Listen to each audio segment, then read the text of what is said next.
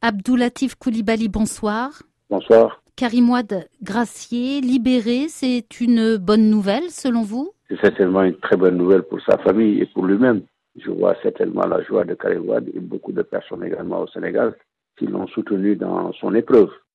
Et quant à moi, je ne considère pas que c'est une joie particulière. Je considère que c'est un fait qui est tout à fait légal, un droit qui appartient au président de la République de gracier un citoyen sénégalais ou tout autre citoyen de notre pays qui purge une peine de prison chez nous.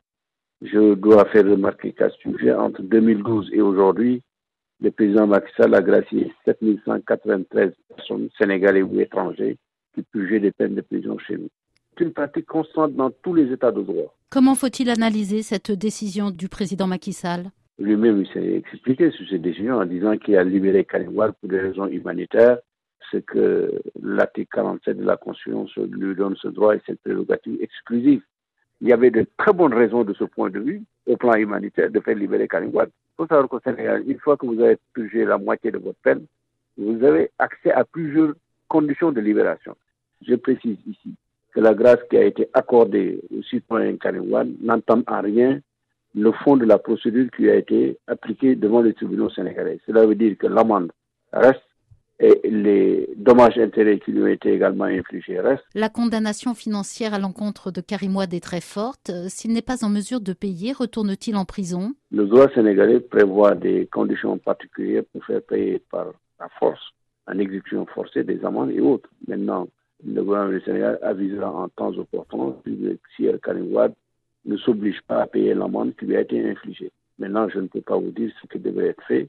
Il faut qu'on attende que l'hypothèse se pose dans la réalité pour le faire. Certains disent condamnation politique, libération politique. Qu'est-ce que vous répondez? Non, je ne ferai pas l'insulte aux tribunaux sénégalais de croire qu'ils sont condamnés sur la base de faits politiques. Je précise encore, la libération est une affaire politique. En ce sens, c'est une décision qui ressortit de la volonté du président de la République. Cela n'a rien à voir avec la procédure judiciaire qui est terminée. Elle est derrière nous. Une fois que la procédure judiciaire est terminée, tout ce qui intervient est de nature politique, mais pas judiciaire. Évidemment, si vous dites la grâce, l'exercice d'un droit de grâce qui est justifié pour des raisons humanitaires, comme l'explique le président de la République. Y a-t-il eu un deal avec Abdoulaye Wade? Pourquoi devait y avoir un deal? Le président n'a pas besoin d'un prétexte pour libérer Karim Wade. Cela ne me paraît pas juste. S'il pouvait y avoir un deal, en quoi? Ça aurait pu intervenir depuis 2 ans, depuis 3 ans. Je ne vois pas quel serait le deal en la matière. La réconciliation de la famille du PDS? Ça, c'est libre de faire le commentaire et d'autres également sont libres de le faire. Ce n'est pas mon commentaire du tout, je ne le crois pas. Absolument pas du tout, vraiment. Est-ce que cette grâce sonne le glas de la traque des biens mal acquis qui semblait déjà en stand-by? C'est une question pertinente et je réponds absolument pas du tout. Les cours et tribunaux continuent de faire leur travail en la matière.